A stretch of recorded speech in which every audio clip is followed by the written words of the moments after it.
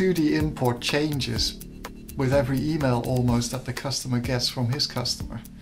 We don't know what's going to be in it.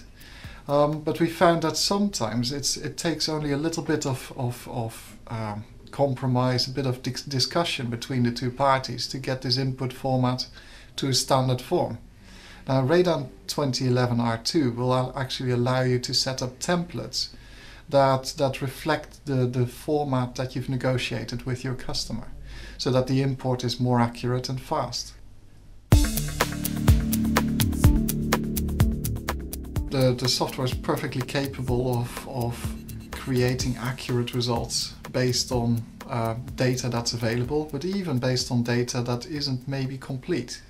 Now, recently we've had a closer look at this, and if a company is very particular about high accuracy, this interpolation, this calculation, this automation, which is easy to use, is actually jeopardizing their high accuracy.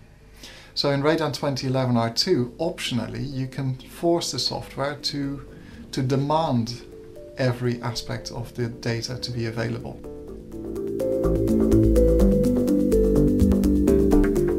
In Radan 2011 R2, it's very easy to exclude parts from nesting. Now, that could happen for any reason. Say that you have a normal production plan on your desk in the software. It knows exactly what to do it, and if you press a button, it would do it for you.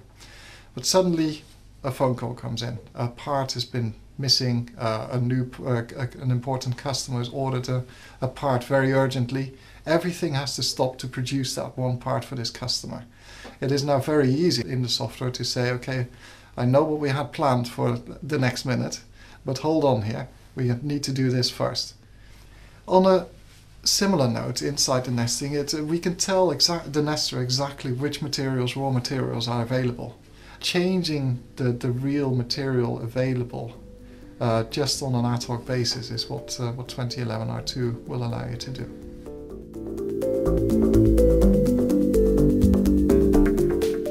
Rigid kits is really looking at a single part. You know you need to produce these parts as a single, but as an experienced programmer, you know that if you put them together in a special way, you can A, optimize material, B, perhaps even optimize the cutting sequence, the quality of the part.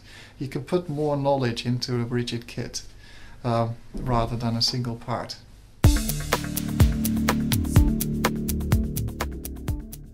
There's no doubt that with the rising prices in material, that the use of remnants and offcuts is becoming a hot topic.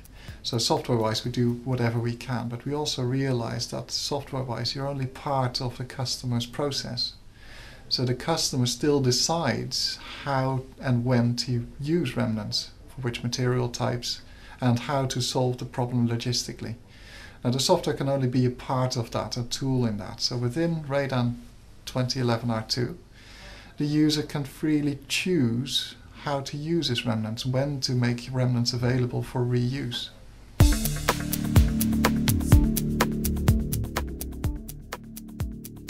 Radan 2011 R2, more than anywhere, we've been looking at the processes outside of our CAM software, and we found that giving information is just as crucial as trying to work everything out within the software and automating everything.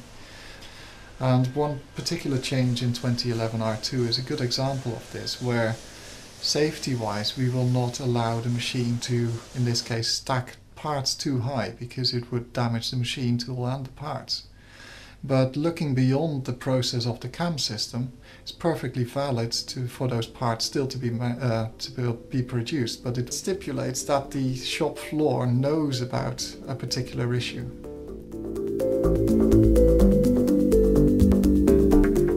Quick estimates is a good example of where we've taken a possibly traditionally external function of the process, costing, inside the CAM system where the relevant information is available.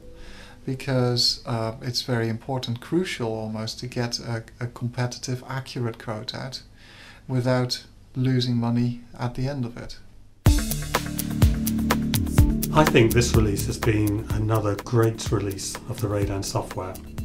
This release reflects our continued commitment to listening to our customers, to developing our software in a way that saves them time and money and ultimately makes them more efficient.